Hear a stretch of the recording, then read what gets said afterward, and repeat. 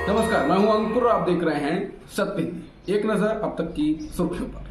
महाराष्ट्र विधानसभा अध्यक्ष राहुल नार्वेकर ने कहा है कि उद्धव ठाकरे खेमे के विधायकों को भी अब एकनाथ शिंदे की ही बात माननी होगी। उन्हें विधानसभा में सत्तारूढ़ दल के विधायकों के साथ यानी ट्रेजरी बेंच में बैठना होगा, न कि विपक्षी दलों के साथ। उन्होंने शिवसेना विधायकों की अयोग्यता वाले फैसले के एक दिन बाद ये बात कही है। महाराष्ट्र विधानसभा अध्यक्ष राहुल नार्वेकर ने बुधवार को विधायकों की अयोग्यता की याचिका को खारिज कर दिया था। इसके साथ ही उन्होंने उद्धव ठाकरे द्वारा वर्तमान सीएम एकनाथ शिंदे को शिवसेना के समूह नेता के पद से हटाने के फैसले को भी पलट दिया था। उन्होंने साफ तौर पर यह कह दिया था कि शिंदे गुट ही असली शिवसेना है। महाराष्ट्र विधानसभा के अध्यक्ष राहुल नार्वेकर ने बीते 10 जनवरी को मुख्यमंत्री एकनाथ शिंदे सहित 16 विधायकों की अयोग्यता मामले में अपना फैसला सुनाया था। अपने फैसले में उन्होंने शिंदे गुट को ही असली शिवसेना माना था। उनके इस फैसले के समर्थन और विरोध में तरह तरह की टिप्पणियां सामने आ चुकी हैं। विधानसभा के अध्यक्ष के इस फैसले पर महाराष्ट्र के वरिष्ठ पत्रकार और लोकसत्ता के संपादक गिरीश कुबेर ने इंडियन एक्सप्रेस अखबार में एक आर्टिकल लिखकर इसकी आलोचना की है। उन्होंने अपने आर्टिकल में विधानसभा अध्यक्ष या स्पीकर की आलोचना करते हुए उनके फैसले को कानून की भावना के खिलाफ और गलत मिसाल कायम करने वाला बताया है। इंडियन एक्सप्रेस में 12 जनवरी को छपे अपने आर्टिकल में गिरीश कुबेर लिखते हैं, ये कहना अतिशयोक्ति नहीं होगी कि महाराष्ट्र विधानसभा अध्यक्ष ने शिवसेना विभाजन पर अपने फैसले से संविधान का मजाक उड़ाया है। उन्होंने कहा कि अध्यक्ष राहुल नार्वेकर के निर्णय को कानूनी प्रक्रिया और नियमों की उपेक्षा के एक उदाहरण के तौर पर जाना जाएगा। उन्होंने ये भी कहा है कि वर्षों तक शिवसेना और एनसीपी के साथ रहने के बाद नार्वेकर अब भाजपा के मेंबर हैं। ऐसे में वो कुछ अलग फैसला देंगे, इसकी किसी ने कल्पना नहीं की थी। समाजवादी पार्टी और कांग्रेस में सीटों के बंटवारे पर बातचीत शुरू हो गई है। दूसरे राउंड की बातचीत शुक्रवार को दिल्ली में होनी थी, लेकिन कांग्रेस नेताओं की व्यस्तता की वजह से बैठक रद्द कर दी गई। समाजवादी पार्टी के अध्यक्ष अखिलेश यादव का दावा है कि हम आपसी समझदारी से समझौता कर लेंगे। हमारा लक्ष्य एक ही है, बीजेपी को सत्ता में आने से रोकना। कांग्रेस 2009 के लोकसभा चुनाव के प्रदर्शन के आधार पर अपने लिए सीटें मांग रही है, जबकि समाजवादी पार्टी इसके लिए तैयार नहीं है। अखिलेश यादव तो 15 सीटों में ही कांग्रेस और आरएलडी को निपटा लेना चाहते हैं। अंदर खाने से खबर है कि यूपी में भी दूसरे राज्यों की तरह सीट शेयरिंग को लेकर स्थिति साफ नहीं है। यहाँ भी कांग्रेस ज़्यादा सीटें चाहती है, लेकिन सपा उतनी देने को तैयार नहीं है। इसके ऊपर जिस तरह से कांग्रेस बसपा को साथ लेने की बात कह रही है, उसने भी सपा को असहज करने का काम कर दिया है। बीजेपी नेता सुब्रमण्यम स्वामी ने उस ट्वीट को रीट्वीट कर सहमति जता दी है, जिसमें कहा गया है कि हर हिंदू खुश है और राम मंदिर का स्वागत करता है, लेकिन शंकराचार्य की अनदेखी करना अच्छा संकेत नहीं है, क्योंकि हिंदुत्व के बारे में उनसे बेहतर कोई नहीं जानता। अगर हर चीज़ का इस्तेमाल राजनीति के लिए किया जाता है तो भगवान भी मदद नहीं कर सकते। इस ट्वीट को रीट्वीट कर स्वामी ने लिखा है, सहमत हूं। बीजेपी के वरिष्ठ नेता रहे सुब्रमण्यम स्वामी ने कहा है कि भारत के प्रमुख शंकराचार्य उड़ीसा में गोवर्धन मठ के स्वामी निश्चलानंद सरस्वती और उत्तराखंड में ज्योतिष पीठ के स्वामी अभिमुक्तेश्वरानंद सरस्वती ने अयोध्या में राम मंदिर के प्रतिष्ठा समारोह में शामिल होने से इनकार कर दिया है। शंकराचार्यों ने दूर रहने का कारण धार्मिक ग्रंथों का हवाला दिया है। उन्होंने कहा है कि अधूरे मंदिर में प्राण प्रतिष्ठा पूजा करना प्राचीन ग्रंथों द्वारा स्वीकृत नहीं है। बता दें, शंकराचार्य द्वारा आलोचना करना मोदी को भारी पड़ सकता है, वो अलग बात है। कुछ लोग शंकराचार्यों को भी पाठ पढ़ाने लगे हैं और सुब्रमण्यम स्वामी ने इसी मुद्दे को उठा दिया है। भाजपा लगातार कांग्रेस को हिंदू विरोधी बता रही है।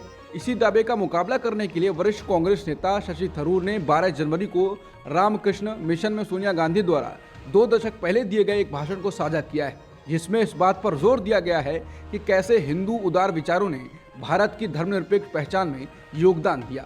सोशल मीडिया प्लेटफॉर्म एक्स पर एक पोस्ट में उन्होंने सोनिया गांधी के भाषण को साझा किया है, जिसमें हिंदू धर्म पर स्वामी विवेकानंद के विचारों पर प्रकाश डाला गया है। सोनिया गांधी ने इस बात पर अफसोस जताया था कि भारत की विविध विरासत और सहिष्णुता पर स्वामी विवेकानंद की गुण दोष विवेचना को कैसे नफरत और दुश्मनी को बढ़ावा देने वाले समूहों द्वारा विकृत और हथियाया जा रहा है।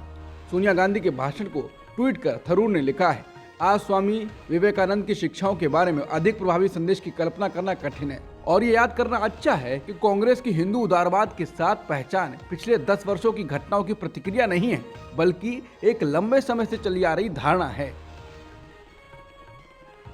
कांग्रेस के फैसले का बचाव करते हुए कांग्रेस अध्यक्ष मल्लिकार्जुन खड़गे ने कहा है कि आस्था रखने वाले तो कभी भी अयोध्या जा सकते हैं। ये आस्था का विषय है। उनकी तरफ से इस बात पर जोर दिया गया है कि वो किसी की भी भावना को ठेस नहीं पहुंचाना चाहते हैं। कांग्रेस अध्यक्ष ने यह भी साफ कर दिया है कि बीजेपी द्वारा ही अलग अलग थ्योरियों को जन्म दिया जा रहा है। वो जानबूझकर इस मुद्दे को लगातार उठा रहे हैं। खड़गे के मुताबिक जो भी राम भक्त है वो कभी भी उनसे मिलने जा सकता है। बता दें, कांग्रेस ने 22 जनवरी को राम मंदिर न जाने का फैसला किया है। अब उसी फैसले का बचाव करते हुए खड़गे ने ये बात कही है। कांग्रेस अध्यक्ष खड़गे ने कहा कि भाजपा द्वारा ध्यान भटकाने के नैरेटिव की वजह से कांग्रेस पार्टी जनता के मुद्दे नहीं छोड़ेगी। उन्होंने कहा कि 2024 में हमारे मुद्दे केवल ये हैं। मोदी सरकार ने बेरोजगार युवाओं के लिए क्या काम किया है, महंगाई के बारे में क्या कदम उठाए हैं, बॉर्डर पर चीनी घुसपैठ पर क्या बोला है। उन्होंने कहा कि आज गरीब तबाह हो गए हैं, हमें उनकी चिंता है, इसलिए हम उनसे ये सवाल पूछ रहे हैं। कांग्रेस नेता राहुल गांधी ने शुक्रवार को कहा कि भावनात्मक मुद्दों का राजनीतिक रूप से दुरुपयोग किया जा रहा है और वास्तविक मुद्दों से ध्यान भटकाया जा रहा है, जो देश के लोगों के साथ विश्वासघात है। राष्ट्रीय युवा दिवस पर गांधी ने स्वामी विवेकानंद के विचारों को याद करने की आवश्यकता पर बल दिया, जो युवाओं की ऊर्जा को समृद्ध देश का आधार मानते थे और पीड़ितों और गरीबों की सेवा को सबसे बड़ी तपस्या मानते थे। राहुल गांधी ने कहा कि युवाओं को सोचना होगा कि हमारे सपनों के भारत की पहचान क्या होगी, जीवन की गुणवत्ता या सिर्फ भावनाएं, उत्तेजक नारे लगाने वाले युवा या नौकरी पेशा वाले युवा, प्यार या नफरत। अयोध्या में राम मंदिर की प्राण प्रतिष्ठा के लिए 11 दिन बाकी हैं और प्रधानमंत्री मोदी ने अनुष्ठान शुरू कर दिया है। उन्होंने शुक्रवार को कहा कि वो उद्घाटन तक हर दिन एक विशेष अनुष्ठान करेंगे। पीएम मोदी ने ट्वीट कर कहा कि मेरा सौभाग्य है कि मैं भी इस शुभ अवसर का साक्षी बनूंगा। उन्होंने कहा, प्रभु ने मुझे प्राण प्रतिष्ठा के दौरान सभी भारतवासियों का प्रतिनिधित्व करने का निमित्त बनाया है। उन्होंने कहा है, इसी बात को ध्यान में रखते हुए वो 11 दिनों का एक विशेष अनुष्ठान शुरू कर रहे हैं। पीएम ने कहा कि इस समय अपनी भावनाओं को शब्दों में व्यक्त करना बहुत मुश्किल है, लेकिन मैंने अपनी तरफ से कोशिश की है। कांग्रेस ने राम मंदिर को लेकर आज प्रेस कॉन्फ्रेंस की है। कांग्रेस नेता पवन खेड़ा ने कहा है कि क्या भगवान के मंदिर में निमंत्रण से जाया जाता है? किस तारीख को किस श्रेणी का व्यक्ति मंदिर जाएगा? क्या ये एक राजनीतिक दल तय करेगा? क्या एक राजनीतिक दल तय करेगा कि मैं अपने भगवान से मिलने कब जाऊं? उन्होंने कहा कि ना इंसान किसी को मंदिर में बुला सकता है और ना इंसान किसी को मंदिर जाने से रोक सकता है। किसी भी मंदिर की प्राण प्रतिष्ठा का एक विधि विधान होता है, धर्मशास्त्र होते हैं। चारों पीठों के शंकराचार्य स्पष्ट रूप से कह चुके हैं कि एक अधूरे मंदिर की प्राण प्रतिष्ठा नहीं की जा सकती। ऐसे में अगर ये कार्यक्रम धार्मिक नहीं है तो ये कार्यक्रम राजनीतिक है। उन्होंने कहा कि एक राजनीतिक कार्यक्रम में मेरे और मेरे भगवान के बीच एक राजनीतिक दल के कार्यकर्ता बिचौलिया बनकर बैठ जाएं, हम ये बर्दाश्त नहीं करेंगे। पवन खेड़ा ने कहा कि एक पूरा संगठन मेरे धर्म का ठेकेदार बनकर बैठा है। इनकी पूरी आईटी सेल चारों पीठों के शंकराचार्यों के खिलाफ एक मुहिम छेड़कर बैठी है। इस पूरे आयोजन में कहीं भी धर्म, नीति और आस्था नहीं दिखाई दे रही, सिर्फ राजनीति दिखाई दे रही है। मंदिर की प्राण प्रतिष्ठा के लिए 22 जनवरी की तारीख का चुनाव नहीं किया गया है, बल्कि चुनाव को देखकर तारीख तय की गई है। किसी एक व्यक्ति के राजनीतिक तमाशे के लिए हम अपने भगवान और आस्था के साथ खिलवाड़ होते हुए नहीं देख सकते। मंदिर निर्माण का कार्य विधिवत पूरा हो, लेकिन इसमें किसी प्रकार का राजनीतिक दखल कोई भी भक्त बर्दाश्त नहीं करेगा। कांग्रेस ने कहा कि शंकराचार्य को नाराज करके आरएसएस के सरसंघचालक वहां जाकर बैठेंगे। प्रधानमंत्री मोदी की प्राण प्रतिष्ठा उनकी देखरेख में करेंगे। ये कतई धार्मिक आयोजन नहीं है, ये पूरी तरह राजनीतिक आयोजन है। सुप्रीम कोर्ट ने शुक्रवार को मुख्य चुनाव आयुक्त और चुनाव आयुक्तों की नियुक्ति से जुड़े कानून पर रोक लगाने से इनकार कर दिया है। नए कानून के अनुसार इनकी नियुक्ति के लिए निर्धारित पैनल में अब भारत के प्रधान न्यायाधीश शामिल नहीं होंगे। हालांकि जस्टिस संजीव खन्ना और जस्टिस दीपांकर दत्ता की बेंच ने नए कानून को चुनौती देने वाली याचिकाओं पर सुनवाई के लिए अपनी सहमति दी है और इस सिलसिले में केंद्र सरकार को नोटिस भी जारी किया है। समाचार एजेंसी पीटीआई की रिपोर्ट के अनुसार बेंच ने कांग्रेस नेता जया ठाकुर की ओर से पैरवी कर रहे सीनियर एडवोकेट विकास सिंह से याचिका की एक कॉपी केंद्र सरकार के वकील को देने का निर्देश दिया। जया ठाकुर ने अपनी याचिका में इस नए कानून पर स्थगन आदेश जारी किए जाने की मांग की थी। विकास सिंह ने अदालत से कहा, कृपया इस कानून पर स्टे दे दीजिए, ये कानून शक्तियों के सेपरेशन के सिद्धांत के खिलाफ है। इस पर बेंच ने जवाब दिया, नहीं, दूसरे पक्ष को सुने बिना हम ऐसा नहीं कर सकते हैं, हम नोटिस जारी करेंगे। अलीगढ़ मुस्लिम यूनिवर्सिटी के अल्पसंख्यक दर्जे को लेकर सुप्रीम कोर्ट की संविधान पीठ सुनवाई कर रही है। 9 जनवरी से ही इस मामले की हो रही सुनवाई के क्रम में गुरुवार 11 जनवरी को वरिष्ठ वकील कपिल सिब्बल ने, सलमान खुर्शीद ने और शाहदान फरासत ने दलीलें पेश करते हुए अलीगढ़ मुस्लिम यूनिवर्सिटी को अल्पसंख्यक यूनिवर्सिटी बताया। इस दौरान सुप्रीम कोर्ट ने दोनों पक्षकार यानी केंद्र सरकार और याचिकाकर्ताओं से पूछा कि अलीगढ़ मुस्लिम यूनिवर्सिटी अल्पसंख्यक संस्थान है या नहीं है, इससे लोगों को क्या फर्क पड़ता है। कोर्ट ने कहा कि यह अल्पसंख्यक टैग के बिना भी राष्ट्रीय महत्व का संस्थान है। मुख्य न्यायाधीश डीवाई चंद्रचूड़ ने कहा एएमयू ब्रांड नेम है। प्रधानमंत्री मोदी ने आज के युवाओं को 21वीं सदी की सबसे भाग्यशाली पीढ़ी करार दिया है। उन्होंने युवाओं से अपील की है कि वो वंशवाद की राजनीति के प्रभाव को कम करने के लिए चुनावी प्रक्रिया में हिस्सा लें। उन्होंने कहा कि अमृतकाल के इस कालखंड में युवाओं को भारत को एक नई ऊंचाई पर ले जाना है। आप ऐसा काम करिए कि अगली शताब्दी में उस वक्त की पीढ़ी आपको याद करे। आप अपने नाम को भारत और पूरी दुनिया के इतिहास में स्वर्णाक्षरों में लिख सकते हैं। इसलिए मैं आपको 21वीं सदी के भारत की सबसे सौभाग्यशाली पीढ़ी मानता हूँ। स्वामी विवेकानंद की जयंती पर पीएम ने कहा, आज का यह दिन भारत की युवा शक्ति का दिन है। ये दिन उस महापुरुष को समर्पित है जिन्होंने गुलामी के कालखंड में भारत को नई ऊर्जा से भर दिया था। ये मेरा सौभाग्य है कि मैं स्वामी विवेकानंद की जयंती पर नासिक में हूँ। पश्चिम बंगाल के नगर निकायों में पैसे लेकर नौकरी देने के कथित घोटाले में ईडी ने शुक्रवार को टीएमसी के कई नेताओं के घरों पर छापेमारी की है। समाचार एजेंसी पीटीआई के अनुसार राज्य सरकार के मंत्री सुजीत बोस के निवास पर ईडी की टीम ने छापे मारे हैं। टीएमसी के नेता तापस रॉय के घर पर भी छापेमारी हुई है। आरोप है कि 2014 से 2018 के बीच नगर निकायों के ग्रुप सी और ग्रुप डी पदों पर पैसे लेकर नियुक्ति की गई है।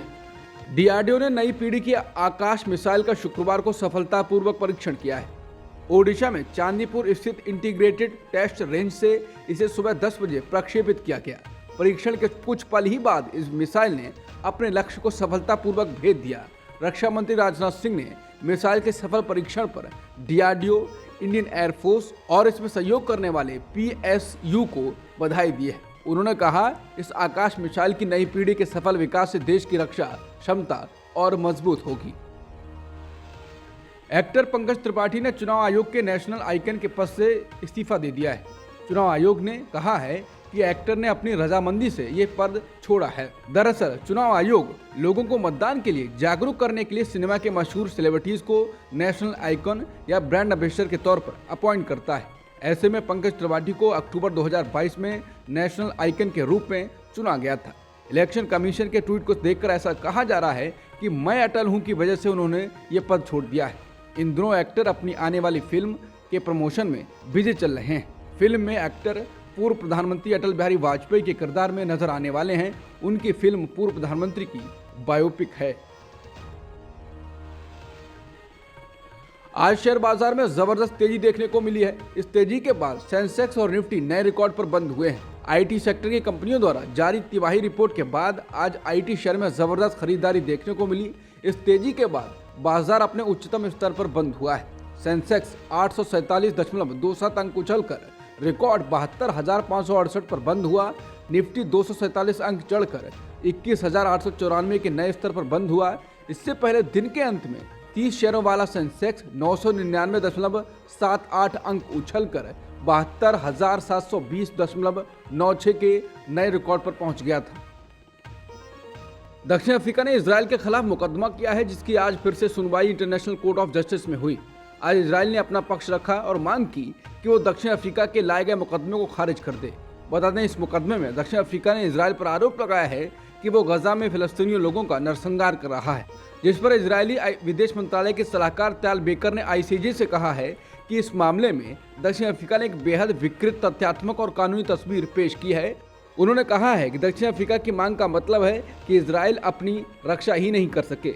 वहीं कल दक्षिण अफ्रीका ने आईसीजे से ये मांग की थी कि वो इजराइल को गजा में अपनी सैनिक कार्रवाई बंद करने और फिलिस्तीनी लोगों को सुरक्षा करने का निर्देश थे।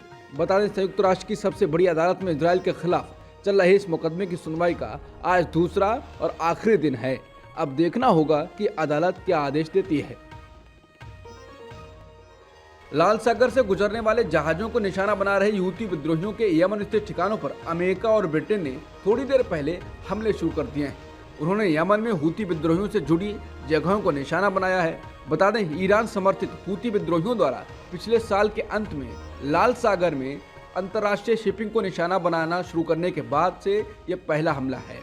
मालूम हो कि यमन के लाल सागर, अरब सागर और अदन की खाड़ी में ईरान समर्थित हूती विद्रोहियों ने विभिन्न वाणिज्यिक जहाजों को निशाना बनाया था। इनमें वो जहाज भी शामिल हैं जो भारत आ रहे थे और जिसमें भारतीय चालक दल के सदस्य रहे थे। अब तक की खबरों में इतना ही। बाकी खबरों के लिए बने रहिए सत्य हिंदी.com के साथ।